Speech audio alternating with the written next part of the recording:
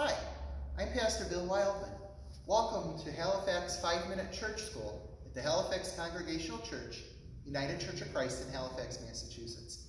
Today's video is the second part of a two-part video about the passion, death, and resurrection of Jesus Christ. Last time we met, I talked a little bit about the symbolism of the Easter egg and how a chick or a goose or a duck breaking out of an egg reminded us of Jesus breaking out of the tomb as his resurrection. And that's one of the reasons eggs are an important part of the Easter celebration, their commemoration of Jesus' resurrection. I also started last week using my resurrection egg set to tell the story of Jesus' passion, death, and resurrection.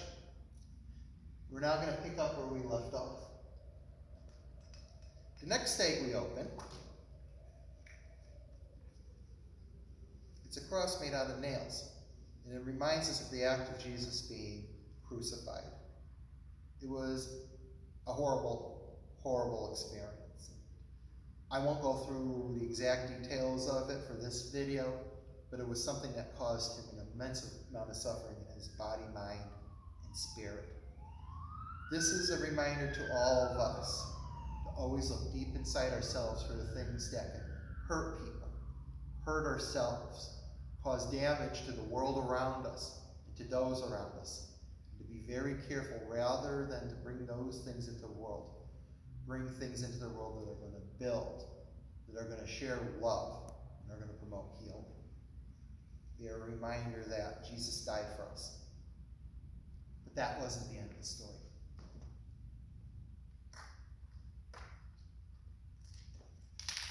Sounds like another shaky egg. This is a die, part of a set of dice. There's a story from Scripture that after Jesus was crucified, while he was dying, the guards who had done the work gathered his possessions to divide up among themselves.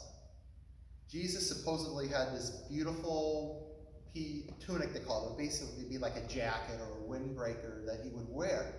And it was weaved out of one piece of fabric. There was no sewing involved. It was this gorgeous piece of clothing. They didn't want to rip it apart because it was too nice, so they decided to gamble for it instead. And they played a game of dice to see who would get it. It is so easy sometimes in our world to get focused on things that only serve ourselves, and to forget about the needs of others and how what we do really does impact the life of others. This is a reminder to us to never play games with the lives and the well-being of others, but rather focus on how we can help versus what might be in it for us alone.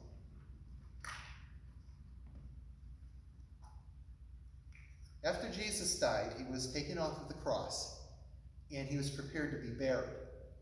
Now, because of Jesus' culture and tradition, they had a very short period of time between when Jesus died and when he would be buried in the tomb before the Passover time started. And people of his time and culture and religion needed to rest. This piece of fabric represents the cloth that his body was wrapped in. They didn't have time to do anything else, to wash or to prepare it for burial. So they wrapped it in a cloth, and they placed it in a stone tomb, basically a cave, where it would be safe until they could more properly prepare it for burial.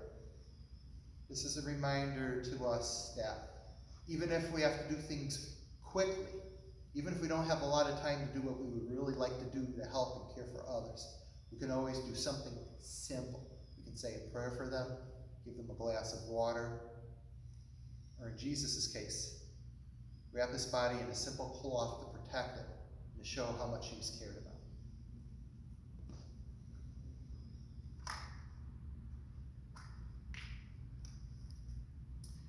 We have a rock.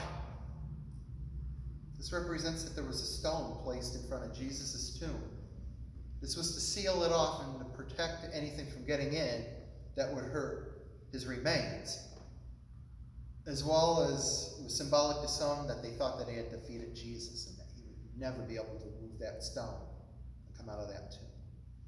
This is a reminder to us all that no matter how big things may seem in life, how impossible they may seem to do, but that there's no way we can overcome a problem or something that's hurting us or otherwise persecuting us,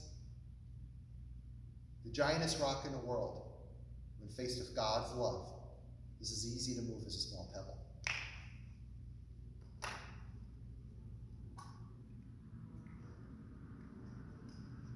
This is a spear, a weapon. Guards were placed around Jesus' tomb after he died because there were rumors going around that he would raise from the dead on the third day after his death.